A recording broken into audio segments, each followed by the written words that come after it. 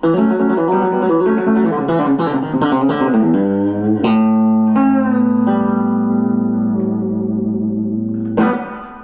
everyone, it's Zane here. I've had a couple of requests to do a video on phrasing, and so this is it. That first lick really was kind of absent of phrasing, but that's an attention grabbing lick, so you watch this video. Okay, phrasing straight up is actually quite simple. The main thing to think about when you're phrasing is breathing. And as guitar players, we don't have to think about our breathing very often because, we're not singing or we're not playing a wind instrument, so therefore we tend to play through when we would be taking a breath. I would suggest that every single person who wants to work on their phrasing sing what they play.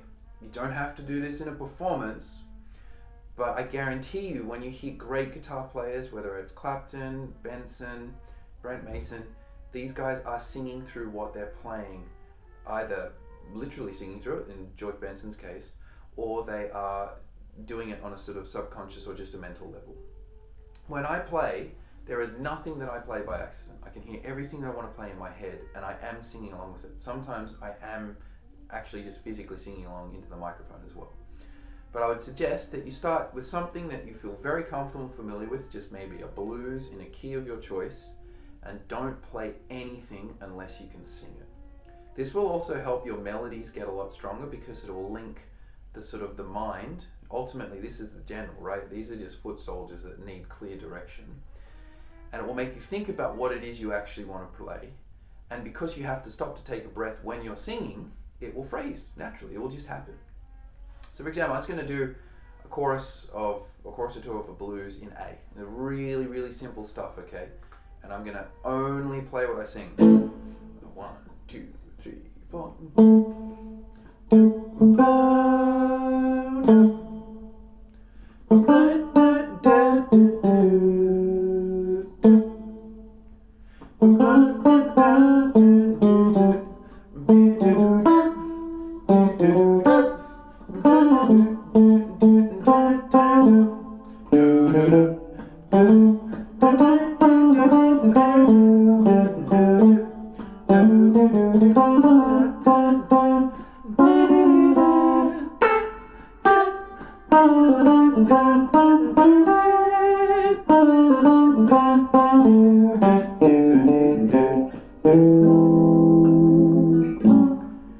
Just like that.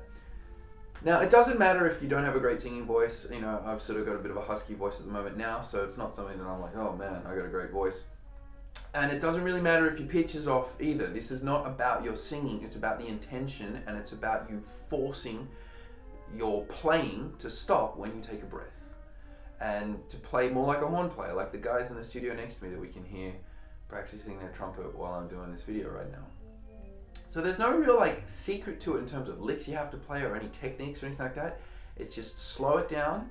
A lot of guitar players want to be like Speedy Gonzalez and want to play all the time, and they're just like little kids that just can't wait to get out there and just play. But if you slow it back, maybe just do a chorus on one note. See all of the different ways you can phrase that one note, and you have to start getting pretty creative.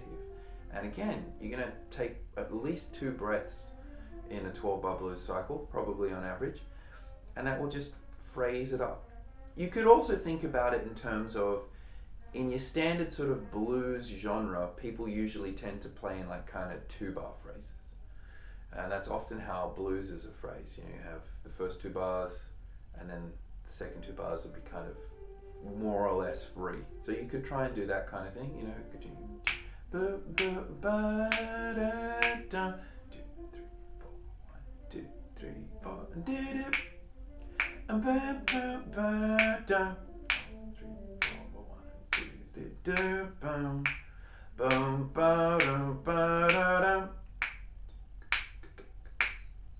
just like that. Country music is the same kind of thing. Blues, every genre has its own accent, I think, for lack of a better term. And the phrase lengths and the phrase sort of nuances change subtly. Jazz, even within genres, they sort of change slightly. But I would suggest that this whole breathing, singing what you play is something that you should pursue regardless of the genre. And then once you kind of have the hang of it, because breath sort of phrasing is the most natural phrasing that you will come across. And then once you've got that, you can look at the more sort of subtle aspects like rhythmic phrasing. Often what you'll find in, say, jazz or even country music, where they have longer phrases. So if you think about blues being a short phrase genre, which is more like, say, speaking in sentences, country music and jazz is more like speaking in paragraphs. They're like whole sort of statements. But they'll still be, like if you were looking at the punctuation and grammar of a paragraph, there are commas and so forth, colons, semicolons and that, to break it up so that you can digest what the writer is trying to convey. And you'll often get that when you listen to great jazz players or country players, and they'll do it usually with dynamics and rhythm, rather than necessarily having big long rests. So you might hear, that sort of blues idea I was going to talk about before, I'll do more of a jazz thing, and you'll hear the dynamic stuff.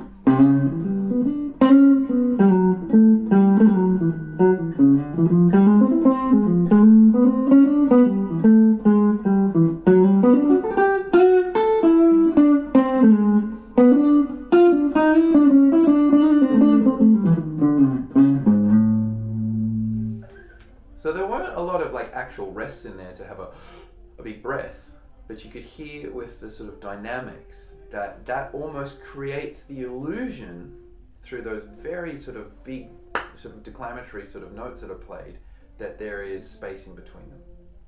So they're things you can do. Same thing with the kind of country stuff, I'll do a country 1, 2, 3, 4.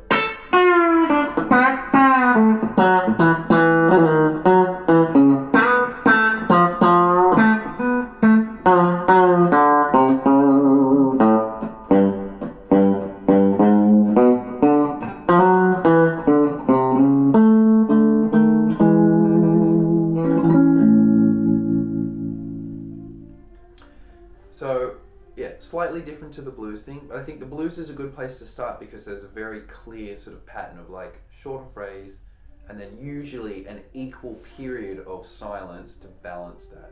Once you kind of got the hang of that using the breath technique, then maybe sort of start to explore with the kind of jazz thing or the country. Bluegrass usually again is in that same sort of territory of just like machine gun phrases, but they rely more on dynamics and sort of internal rhythms that they'll be playing that create the illusion of, say, like conventional phrasing when they're not actually taking rests for any period of time. Please hit subscribe, guys, and give us a follow, and I'll be doing a bunch more videos like this. It's been Zane Banks, and I'll catch you cats later.